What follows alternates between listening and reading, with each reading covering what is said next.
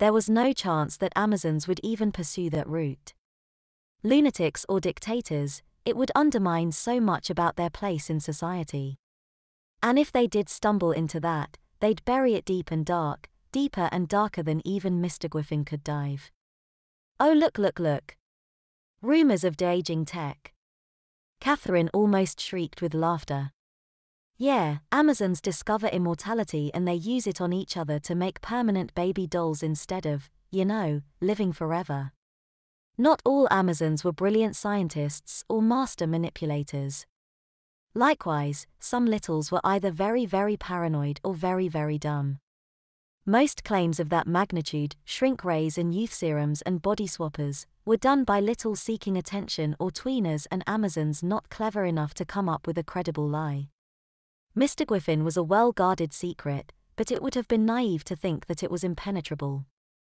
On a more sinister note, sometimes Catherine and I entertained the idea that a lack of credibility was the point. Flood the net with enough ridiculous stuff, and the real threat seemed less believable. Sow discord amongst the ranks so that littles didn't trust each other. Right then, though, we were just perusing and looking for a way to pass the time before bed. Catherine called over from the bed. Nannybots. What about them? They're popping up everywhere. Link, link, link. Thread, thread, thread. I thought they'd be a fad along with all those mechanized nurseries, but they're still catching on. I ground my teeth. Robo-nurseries had been a thing a few years ago. Studies showed that they were harmful to a little's developmental plateau. Really, I think the Amazons' baby crazy just outweighed their tech crazy. Never mind the hit to their economy. Robo-nannies? Very real, sadly. Still a thing. There was nothing I could add to the conversation. Yeah. I said, sucks, doesn't it? Not something we have to deal with, right? Not in Oaks Higher. I could hear the anxiety rising in Catherine's voice. I turned around in my chair. Actually, Oaks Higher was a little podunk town, relatively speaking. Still. Couldn't keep progress from marching on. There's not one at your work, is there? Catherine legitimately sounded panicked. I rattled my head. No, it's still just Bof and Zoj. I've just heard them talking about a used one being donated to New Beginnings. I watched Catherine shiver and down the last of her wine. I got up and hopped in bed next to her, letting her lean into me. It's okay.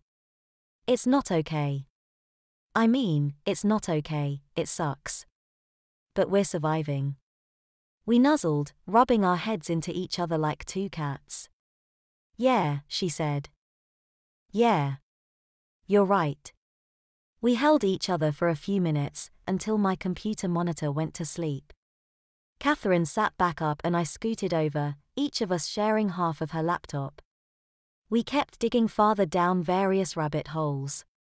Little convicted of murdering her mommy sentenced to experimental new treatment. I read. Might be real, Catherine said. The new treatment.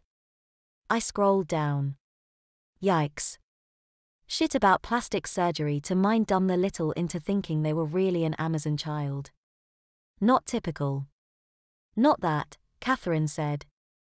Violence against an Amazon could be a real thing. I'd be lying if I said that I hadn't had certain power fantasies involving at least giving a throat punch to Mrs. Brolish or biting Miss Forrest's finger.